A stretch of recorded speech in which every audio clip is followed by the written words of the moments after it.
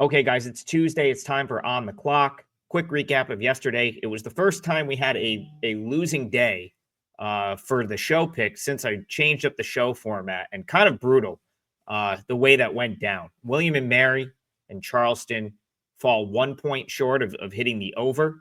And then Northern Arizona comes back from a 20-point deficit to take the lead, not once, but twice in the final minute of the game, and still finds a way to lose. That, of course, ended up becoming a client play for me. So, just sports betting in a nutshell. I was 8-1 at one point on Saturday, had an 8-1 run, and 0-6 since. So, if you told me, okay, since last Tuesday you were 8-7 with a 5%, with a couple of 5% winners, I would have said not horrible, but it's never fun when it goes like that. A bunch of wins followed by a bunch of losses. So today we turn it back around, and we've got a little bit of a strategy today. So I've already released 4 plays. I'm giving you 3 of them on the show, all 3% plays. And then my 4% play is part of WagerTalk's $5 Tuesday promo. So essentially you get the whole card for $5. So right now, a 4%, 3%. I decided to kind of go volume today because there's a lot that I do like that I felt was worth adding to the card. And hey, when we went volume last week, we had a nice 4-0 day on Thursday. That was a big part of that run. So that's what we're going to do. And also we're going to actually do 4 picks today. But total of the day, or what I'm now making total of the day, I did in a separate WagerTalk video. So head on over to the WagerTalk YouTube channel and look for today's college basketball show. Marquette St. John's over is going to be our total of the day. And so we're going to go back to the old format. We're going to have 4 picks today. But if you want the breakdown for total of the day, check that out on the WagerTalk YouTube channel. Did a full breakdown for why I like over. I believe 146.5 is what it was when we talked about it earlier, maybe 146. Over Marquette St. John's, total of the day. All right. We're going to throw 2 minutes, 30 seconds on the clock. We'll go with our 3-play format, and we'll get right into it. Let's start in the Big 12 with Baylor and Texas Tech. And here's one. If there was one that I played Texas Tech last night, 3% play on the thought that Jeremy Roach is probably still going to be out, and VJ Edgecombe I heard was going to miss this game. And I guess for me, it was enough to at least just lock in 7.5. I missed the 7, decided to lock in the 7.5 and kind of, decide what I wanted to do with it later today. So as of right now, I am sitting with Texas Tech minus 7.5 for a 3% play. Outside of the injuries, I guess the reason one thing I'll say first, I do think the injury was somewhat baked into this line. Which is why it hasn't moved a ton yet. I'm kind of curious to see what happens here throughout the day. Like, I thought I was kind of hoping this would go up to like 9.5 or 10, and then I'd have the option to just get off of it and take Baylor at the better number, try to middle and just get off of it, which is what I still might do. But if it's just going to stay like 8 or 8.5, I'll probably just ride it out. Reasons to like Texas Tech. Baylor already has no depth. Their bench isn't very good as it is. And now you're talking, if they've been without Roach, and now you're talking about Edgecombe not being in there. They're not good defensively at all. And the other thing, the thing that gets sort of glossed over sometimes, Lubbock is altitude, right? Like, so we talk about these other altitude sites being tough road trips in the Big 12. BYU is the one that's probably the most notable. You've got Colorado, Utah, like some of these trips out west, but Lubbock actually sits at a fairly high altitude, very tough place to go play. And I feel like it doesn't get grouped into that conversation enough. Now, you want to talk about tough trips. How about Baylor? They had to, kind of have to go on the road here after the huge comeback win over the weekend to beat Kansas. And, they're going to be shorthanded against a Texas Tech team. It's a pretty solid team. I mean, they just beat Houston. So you could look at it and say, okay, maybe there's a letdown there. I don't think there's going to be a letdown there. Like, if you watch the Texas Tech Houston game, I mean, huge win to do it without your coach and without your best player. I think that's more of a momentum motivator than like something that would create a letdown. So as of now, I'm going to ride this out. I could kind of see Texas Tech winning in a blowout. JT Toppin played 4 minutes before he was ejected from a game that he should have never been ejected from. So you got to think he comes out hungry. Texas Tech comes out hungry. And again, if Baylor's as shorthanded as they project to be, Langston Love hasn't played in a while either. If they're as shorthanded as they project to be, it's a tough spot. And I think that Texas Tech probably gets this done by double digits. All right. We're staying out west. So all of these are out west. So that's the other thing I'll point out. We've got all these games start after 9 p.m. Eastern or later. So my 4% play goes earlier. And I'm going to kind of, it's possible one of these gets increased to a 4%. It's also possible if I beat a move by enough, I just get off of one. But again, like I said, I thought Texas Tech was going to move a little bit more. It hasn't. So I'm probably just stuck with that one.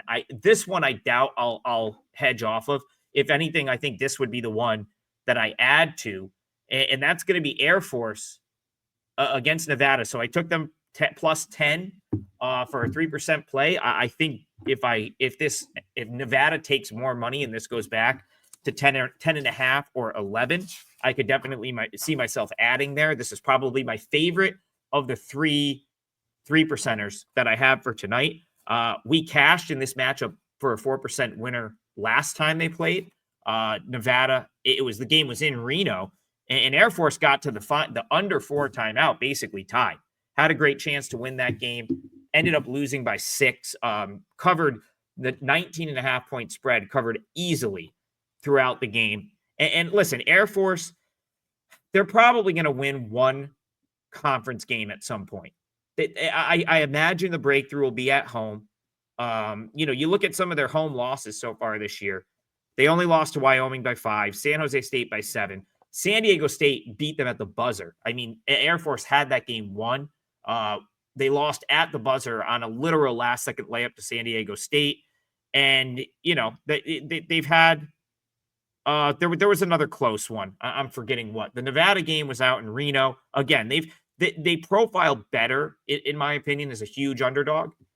And, I felt like they just didn't really play well over the weekend. But also, going on the road to San Jose State is a little bit deflating. Like, I also think Air Force does get up for the bigger names in this league. And you can go back to last season, road wins over UNLV and New Mexico as huge underdogs. So the double-digit dog, especially when they're double-digit dog at home, is the spot that I prefer Air Force to be in.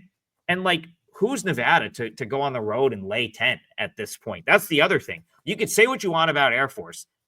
Yeah, they're a bad team, but Nevada laying 10 on the road. I mean, this is a team that they only average 72.4 points per game. It hasn't been, the best offensive Wolfpack team.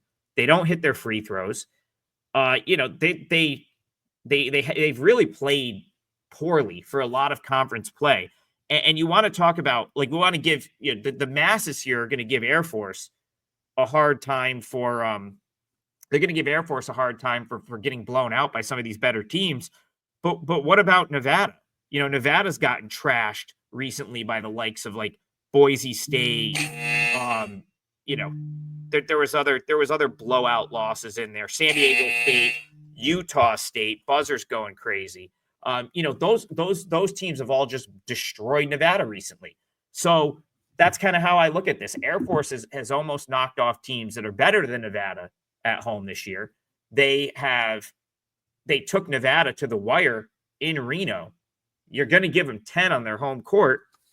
I kind of like Air Force in that spot to hang around and maybe finally get their first conference win. Even Nevada's cover against UNLV over the weekend, not super convincing. They kind of got it right at the end. Nevada's been one of the more overrated teams in the conference all year. Can't be laying 10 on the road. I like Air Force, and I played that plus 10, 3% play.